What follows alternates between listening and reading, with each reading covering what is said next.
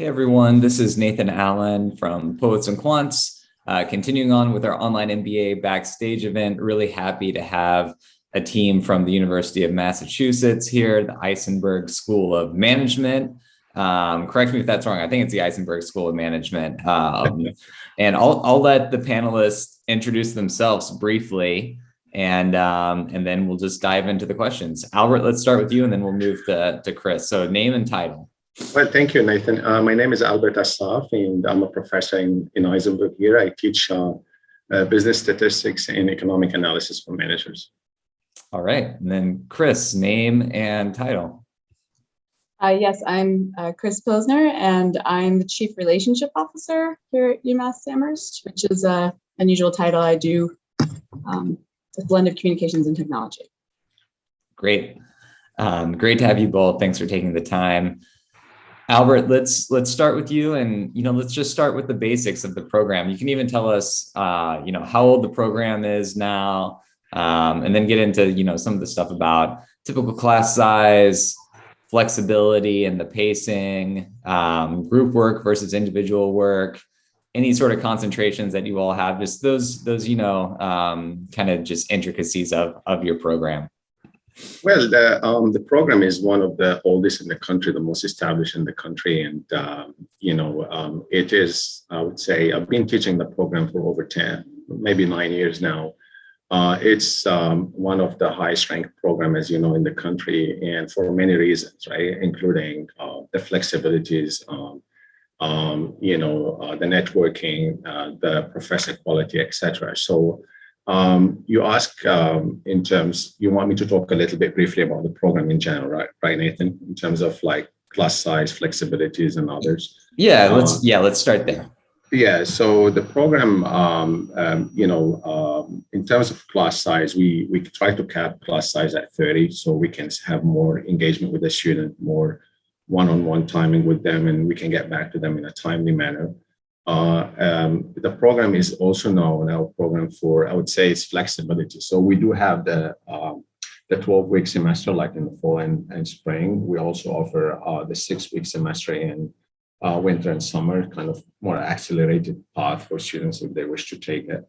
And students have flexibility to decide on how many courses they wish to take. Okay, some might pick more courses than others depending on their life obligations.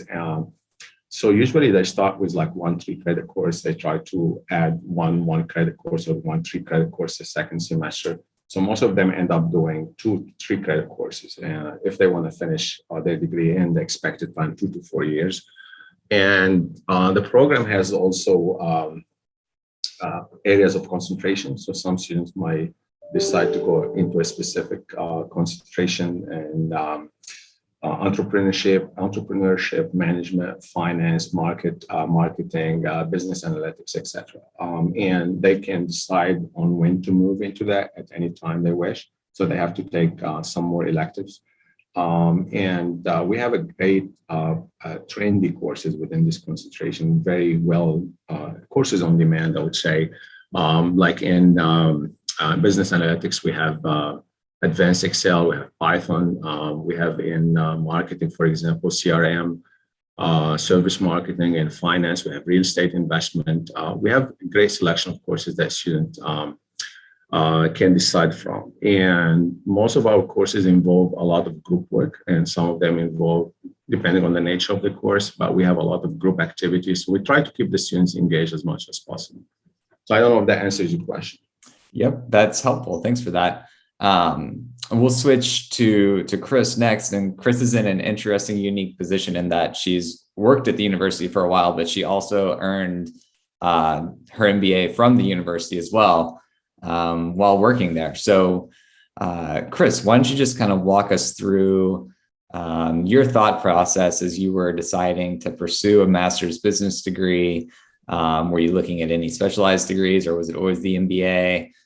Just kind of your thought process as you were deciding on that degree. Sure.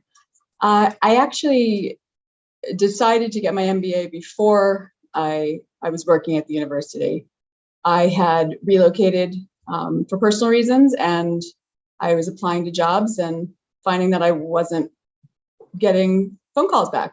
For just over 20 years, I had a career in advertising and big ad agencies, and my career didn't really need a graduate degree at that point. When I found myself in a different situation, I realized I needed to go back because more than likely my resumes were getting put in the trash simply because they were, taking the other more qualified candidates with greater education or training credentials than I had. And but I was really intimidated because at that point I'd been out of the classroom for about 20 years. What was great about the Isenberg MBA was at UMASS Amherst, I was able to try a foundations course. So my undergraduate degree was in humanities, and I wasn't sure about being able to tackle online education. I was concerned about flexing my muscles again in anything that was kind of math related. So I took foundations of accounting and foundations of finance, and these are over the winter term, which they're briefer courses. And it was really encouraging. It gave me the confidence, I think, to go forward and actually apply to the program. And then, ironically, I wound up getting a job offer from the university right around the time that I was accepted to the program. And then shortly thereafter, I found I was pregnant with my second child. So online really was by far the best option for me. And I found that I was looking for a general MBA. I really wanted to understand. I wanted to go deeper on what I'd already learned in my career, where I could kind of speak the language, but I wanted to be more confident and really learn the language of business, like accounting and finance, things I had learned on the job. I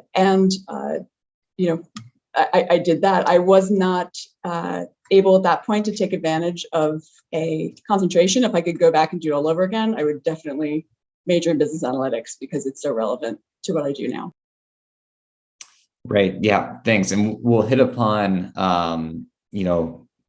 juggling, having a young family as well as, the professional career and the actual program soon. But first I want to ask, what were the classes like? What were your interactions like with your professors and fellow students?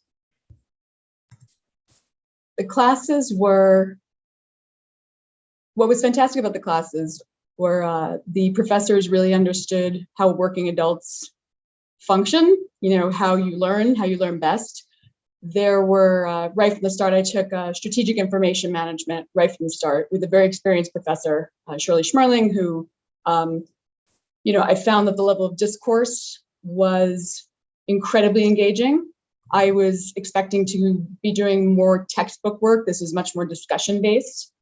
I found myself, there was a lot of threaded discussions. It was asynchronous, which worked really well for me. Professor was always available when I needed her to be. There were some culminating projects that you built upon throughout the semester, but I found myself, thinking back to how I learned in a classroom experience, I was always fairly comfortable speaking in a classroom environment, but I found that you actually go a bit deeper with an online class because you have the time to really think and construct your answer, and so can your classmates. So when there was a topic of discussion, let's say that would be covered throughout a week, I found myself, thinking about it when I wasn't in class and looking forward to logging back on and seeing what my classmates had to say as well. Very, very conversational.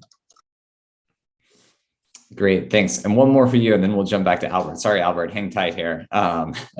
We want to get this student experience, fully covered. So one of the things you hit upon that we spoke about was just, the balance of school, work, and personal life. And I think that the online MBA just tends to attract students who balance this a little bit more. They're a little bit further in their careers and life. And so they are having young families potentially, and maybe further along in their careers with more responsibilities. So what was your experience like, balancing those three things: personal life, work, and school? And what advice do you have for students who might be a little concerned about it? My experience balancing work, life, and my classes is challenging. It was definitely took effort. One of my colleagues had said, who had done something, a similar program. Like, well, I probably watch about 7 to 9 hours of TV a week. I'm just not going to watch that amount of TV this week. So when you kind of framed it in that way, it doesn't feel as daunting. I do have to say I had a very supportive partner. I had good childcare. So I am very privileged in that way. A lot is just really scheduling. And so you can take the MBA in up to 2 years. That wasn't going to work for me. I did take, it was 4 years with a break in the middle. I took 2 courses one semester, and that was really challenging. But most of the time I took 1 course a semester. And again, that was, the equivalent of watching 7 hours of TV. And this was, certainly a lot more rewarding, and you felt like you were working towards something. Okay, thanks. Albert, we'll move to you next. What do you think are some of the key differentiators between the MBA, the online MBA program at Isenberg versus other programs and, maybe some of your competitors? Yeah, I would say, some of what Chris mentioned, the flexibility that we have, like Chris mentioned, talked a little bit about her situation, and our program is flexible enough to accommodate for different student needs. And I would say the engagement that we have. So even though, Nathan, we have an online MBA, we do offer live Zoom sessions for online students. Like in my classes, for example, I do 7 or 8 extra live Zoom sessions with students. So we have that kind of engagement with them all the time. We also have satellite campuses where we offer hybrid courses in Shrewsbury, Boston, etc.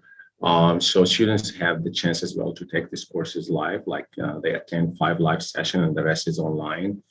I would say the flexibility and the engagement, and also the experience and the great faculty that we have. So we've been doing this for quite a while, as Chris mentioned. So we have great faculty, great support, and great leadership. I would say they're always innovative, always coming up with ideas to push this program to a better place. And we have great resources as well. So that's what I would say are the key differentiators to our program. Great. And then talking about career services, I think it's an area that wasn't as emphasized in the online space for many years, just because people were using the degree more to kind of accelerate. So they weren't relying upon it as much. That's kind of shifted a little bit recently. So first, I'm gonna break this into two questions, and I can repeat either part if you need. But the first part is, what are you all seeing in terms of what students are looking for from the Career Services Office? Is it something that they're not really using very much, or are they increasingly using or wanting to use the Career Services Office? So that's the first part. And then second part, what are some of the offerings that the Career Services Office provides for online MBA students from start to finish?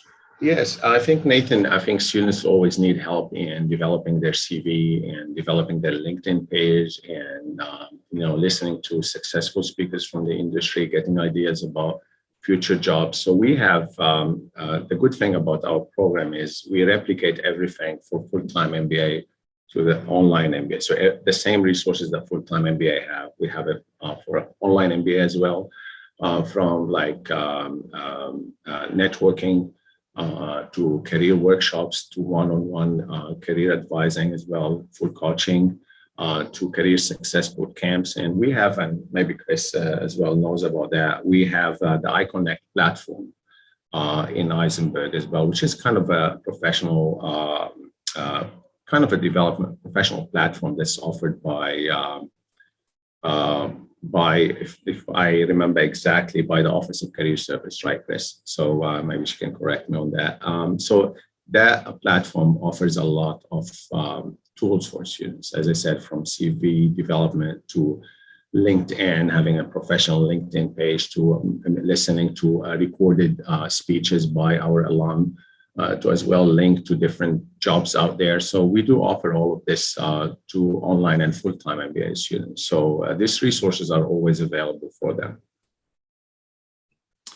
And in terms of, just another follow-up, in terms of, students maybe looking to make career shifts. Is that something that you all are seeing? And if so, is that something that you all can help with? Most of our students are actually trying to grow within their own organization, I would say. Most of them are trying to advance to a more administrative position or a higher level position. I would say 80 maybe percent of our students are growing within their own organization. Okay, great. Chris, we'll switch back to you now. And you kind of, talked about this a little bit, but I'm wondering if you want to go into any more detail or if there's anything that we missed just about some of the hallmarks of the online MBA experience for you. What were some of those, impactful moments or lessons for you and your career? Sure. I think I already talked about Shirley Schmerling's strategic information management. It's a lot about systems, IT, how IT can be successful or not. I kid you not, I apply some of what I learned in that program every day in my position. Business law was an incredibly fun and engaging course. The discourse was very lively in my class, and that was Professor Linda Engehagen, who's incredible. Probably statistics is what changed my life. Again, because I was such a math phobia, and Dr. Bob Nackenstein is truly a fantastic, gifted teacher. Not only did he teach me statistics, I got an A.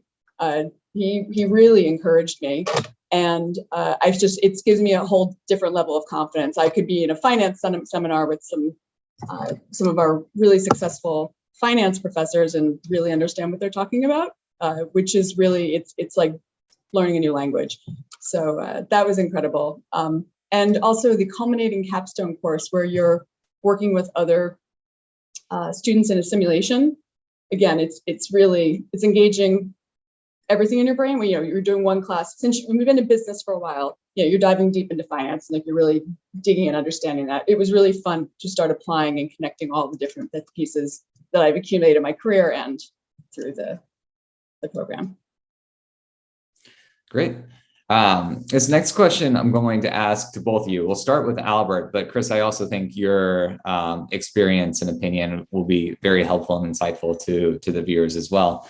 But Albert, when somebody who is exploring the MBA, they know they want to get an MBA, but they're trying to figure out the format, whether it be executive, online, part-time, or even full-time.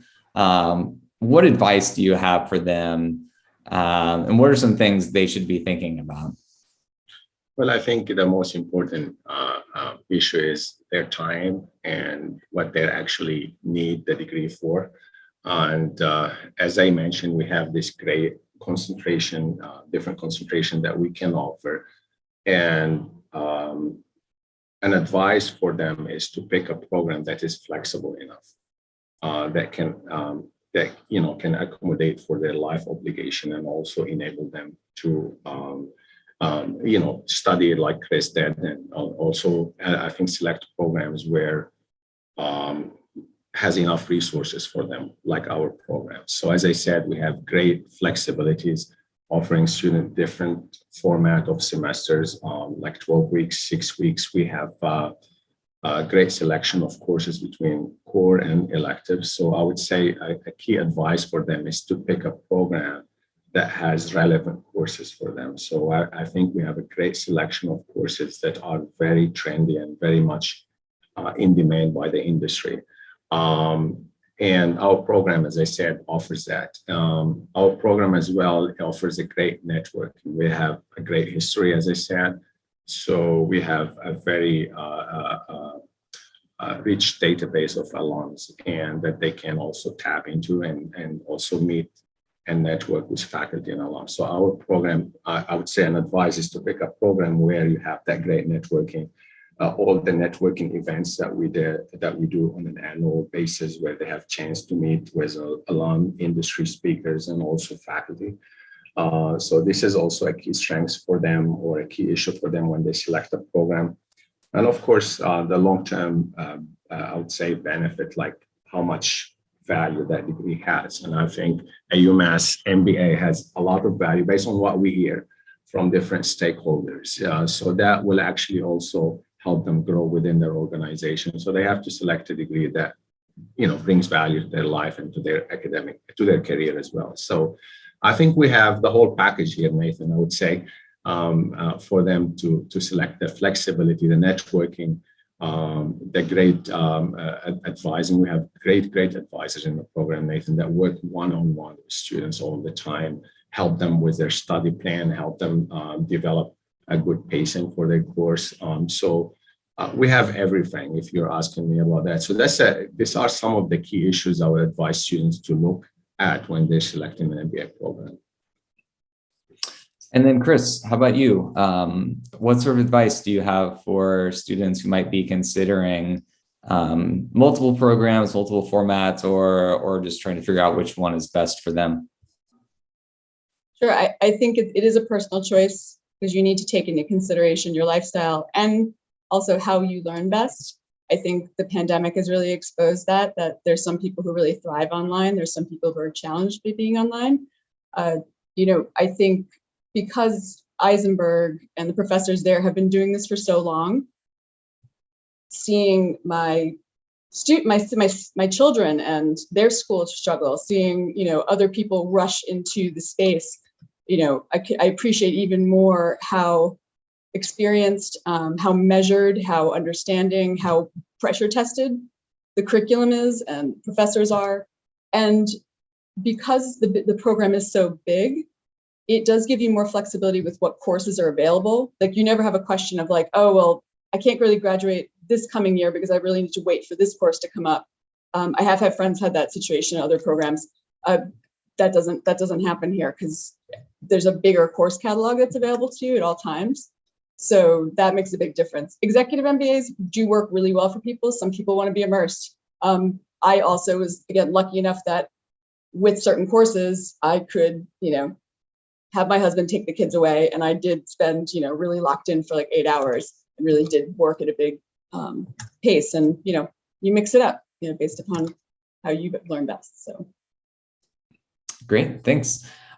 We've got a few extra minutes, so I'm going to throw in another question. Where do you see the evolution of the online MBA program going at UMass? And I'll shoot this one to Albert first, and then Chris, if you want to chime in, we'll probably have time for you as well. But in the next few years, where do you see I think, online MBA going? Yeah, great question, Nathan. I think, we had a surge during COVID because most students were taking switch to online. I think we're going to see more competition with more online programs coming up. And I think the competition is going to be tougher.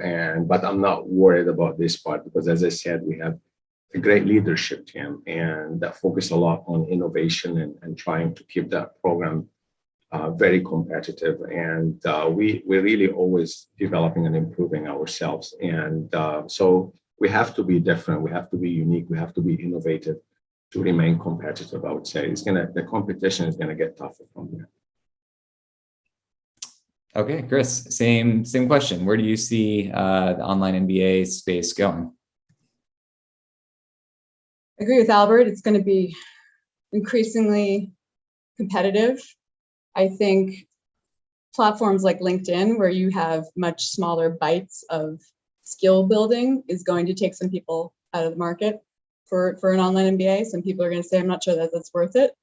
But I think it's also the quality of it's going to get better because so many educators and students were forced into it over the past couple of years that the expectations are being raised. I think institutions realize that this is an area where they must invest. UMass is certainly investing in this area because it really is a matter of survival. We see in New England, there are many institutions that may not exist 10 years from now because there isn't the student population to support it.